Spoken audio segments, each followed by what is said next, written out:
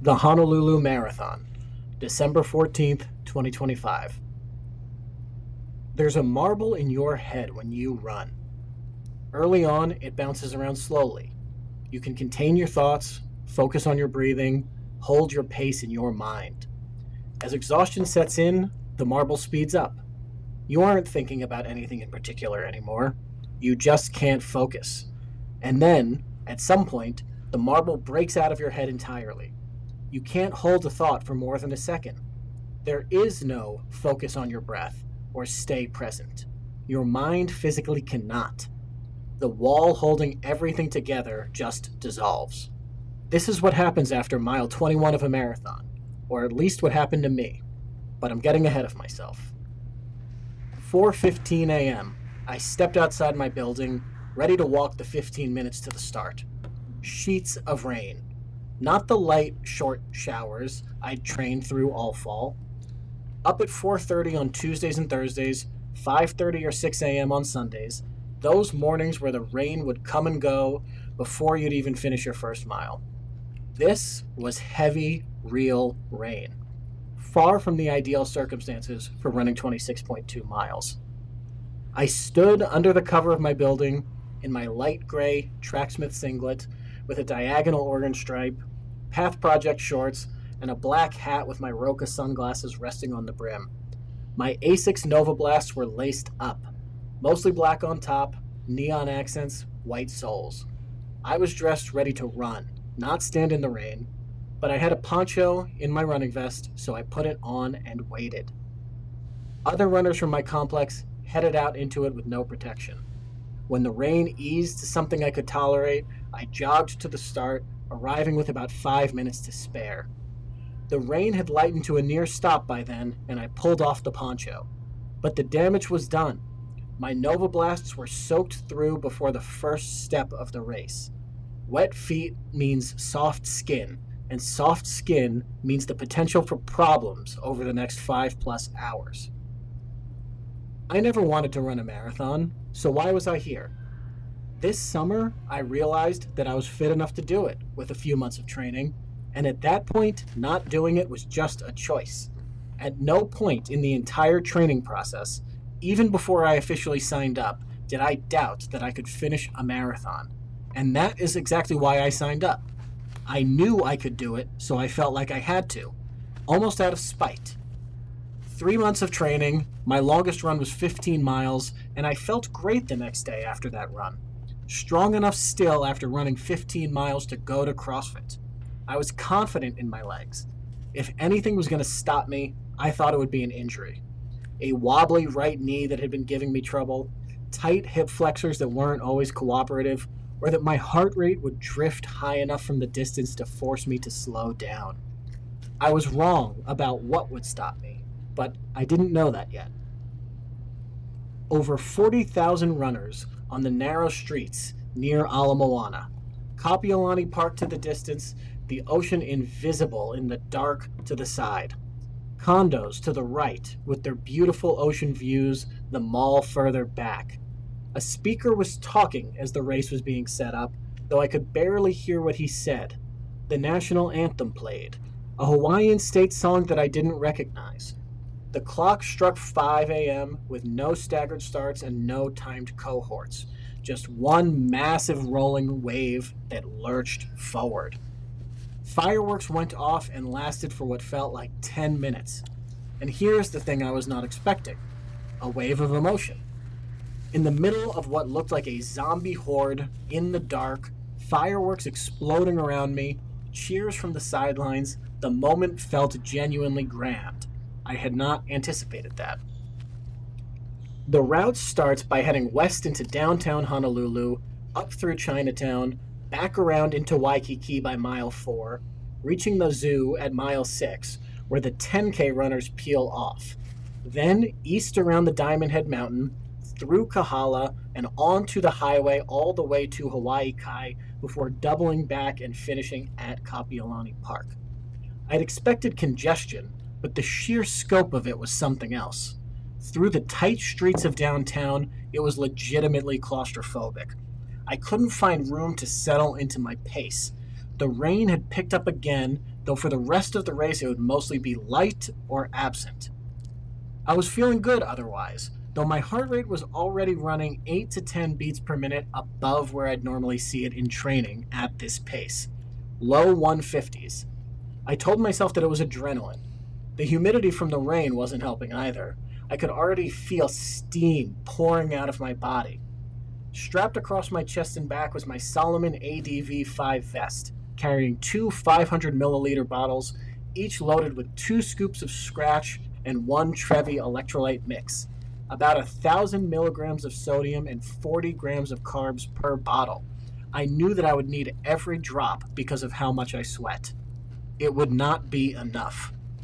The first 10K went by fast, an hour and 10 minutes. Careful enough not to get caught up in the crowd and run too fast. I hadn't put any music on yet.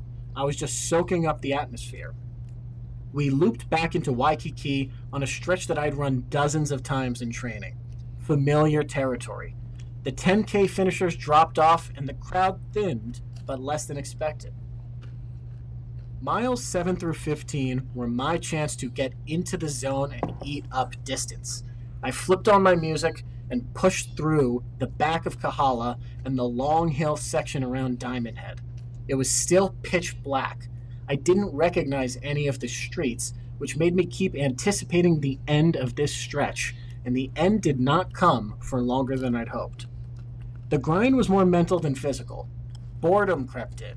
The humidity had not gone away, and warmth in my body was building. But mostly I felt fine, and my pace was holding. Still a little bit slower than I would have liked for my absolute best goal, sub 5 hours, which would have needed everything to go right, but it was within reach if I held up better than expected. By mile 11, we popped out onto the highway to start the long trek east, and I was grateful for it.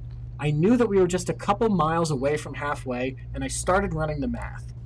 3.5 miles to Hawaii Kai, 3.5 back, and then only 6 miles home. Mentally breaking it down like that let me compartmentalize. I knew I could run 3.5 miles twice. Easier said than done.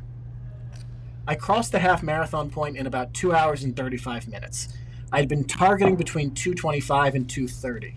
That put me on pace for a roughly 5 hour and 10 minute marathon. My best case goal of sub 5 hours was slipping, but not impossible. The first 6 miles had been extra slow from the crowd. If I could sustain my pace all the way through, I'd squeak in just under. I kept the hope alive. 2 miles later, around mile 15, my last mile came back at 13 minutes. The sub 5 hour dream was over. I accepted it. In my training, my longest run had been 15 miles at a low 11's pace, and I'd felt great enough the next day with no fatigue whatsoever. Here, at the same distance I had run in training, albeit just once, I was already starting to drag. Was it the adrenaline burning me out? Not finding a groove in the crowd? Not fueling properly in the 97% humidity? It's hard to say, but I didn't run faster than a 13-minute mile for the rest of the race. What I couldn't accept, not yet, was that the downfall was just beginning. Here's the math I kept running in my head. Mile 15, roughly 1.5 miles to the start of the Hawaii Kai loop, 1.5 miles around, then 3 miles back to where the mile 13 marker was, which would be mile 20. From there, 6 miles home. None of that sounds so bad. It was bad.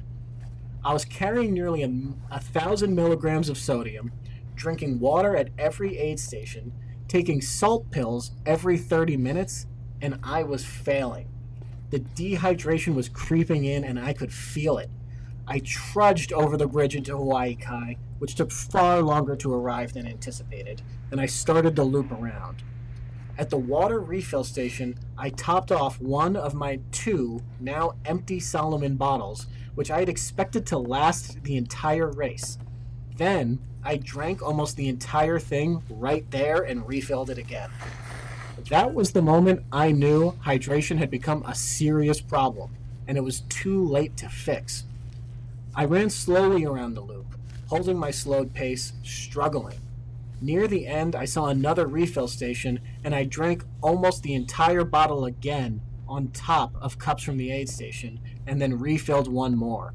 This was not good. I was at mile 17 and a half out of 26.2. The sun was starting to come up and get hot.